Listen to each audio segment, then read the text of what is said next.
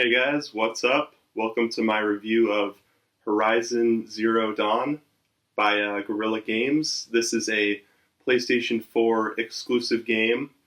Um, right off the top, this game is amazing. I just need to throw it out there first off to start off. Um, the reviews are out. Everyone seems to agree. This game is going to be one of PlayStation's most well-regarded new exclusives, up there with Uncharted, The Last of Us, Gran Turismo, Infamous. It's going to be up there with all of those games. So to start off, I'm not going to do any spoilers. Obviously, the game's not out yet because the story is great in this game. I had no expectations for the story going into this game. Aloy, the main character, she is an outcast from the tribes of the land in this game. This game takes place about 1,000 years in the future. It's post-apocalyptic. The machines you see here are animal-like. They obviously came from the old ones, as they call us. So humans have gone back to primitive tribes, as you see. They still talk like how we talk. They talk in normal English, which is kind of weird. You feel like the language might have changed a little bit over 1,000 years, but you have to suspend your disbelief with things like this. But anyways, the tribes have great politics. There's many different tribes, and a few of them don't get along, and etc.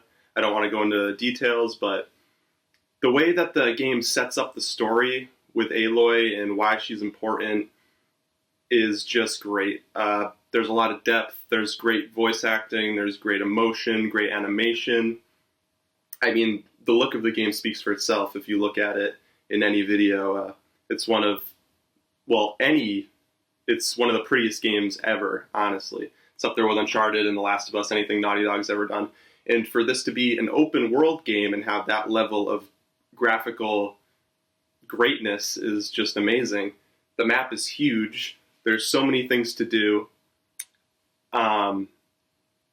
There's side quests, collectibles. You can override the machines to make them your friends. You can ride a few of the machines as mounts, which is great. You can't ride every machine. You can't override a Thunderjaw, the giant T-Rex thing you see here, and start riding it.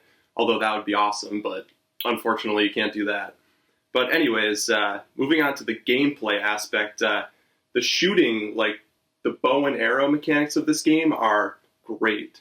It feels great to play. When you aim and you know what you want to hit, you'll hit the target as long as you have good aim. There's no like wind to think about. There's no arching effect the arrows have. It just whoosh, straight ahead. The arrow hits your target. You can slow down time to get even more precise with your shots. There's melee, which is probably the biggest downfall of the gameplay. The melee in this game is not great, but it's there. It's effective for weaker enemies. You can get some critical hits once you stun larger enemies with melee, which will do a lot of damage, but overall, the way the melee feels is not great. It doesn't detract from the gameplay because you can go back to using other projectile weapons. There's this one weapon called the rope caster where you shoot ropes at, say you're shooting ropes at this Thunderjaw right here.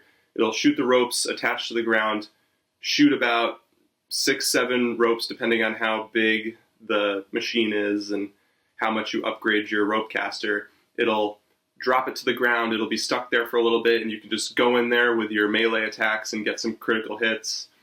There's a lot of depth to this. We were actually playing yesterday, and my girlfriend did something that I never thought to do. You fight this one machine that is trapped at first, but you know it's going to be released at one point. So what she did was, she crafted a bunch of these explosive traps, different kinds of traps. There was probably 3 different kinds of traps she made. She placed it all the way around this beast that was going to eventually be freed. She placed traps all around it, and all she had to do was run around, avoid the traps. Eventually the traps just took out the beast. It was a large one like this too. She barely even had to shoot it, and I just never thought to do that. My instincts told me to just go in headstrong and try to get as much damage as possible, but there's many different ways to use the gameplay in this game, and it's just astonishing what Guerrilla's done, going from Killzone, which is just your basic FPS shooter, different guns, but not too much depth to the gameplay whatsoever, and going from that to this is just groundbreaking. This franchise, well, we think it will be a franchise, is going to be huge for Sony, because what open world games do you know of that are exclusive to a console? There might be a few that I can't think of, but this is the biggest one I've seen, at least in recent history in video games. Anyways, one last thing I want to point out before I end this review is the inventory and leveling up in this game is good, but it could be a lot better. You can create modifications for your weapons and your outfits, which do a few things here and there, like increase certain specialties. Like, say you want to increase your fire damage or your shock damage on a weapon, you can increase it using mods.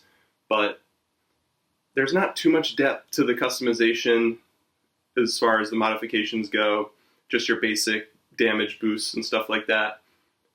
But also, the skill tree in this game is pretty straightforward. Like, it's nothing like Skyrim where it's really intricate and you can get really honed in on one specific play style that you want to play. This game's very generic with the skill tree. There's ones that focus on combat, stealth, and foraging, but you need to do all of those in this game, and as you level up, it's pretty easy to unlock every point in the skill tree. So you're not going to be really paying attention to what you put points into, because eventually, as long as you keep playing the game, you're going to get all of those skills.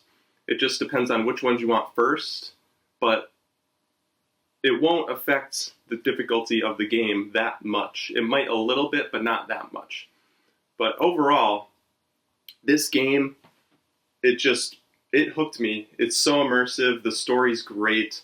There's a lot of cutscenes at the beginning, so if that kind of scares you, just stick with it. It's about half an hour of a lot of cutscenes, but overall, the game is great.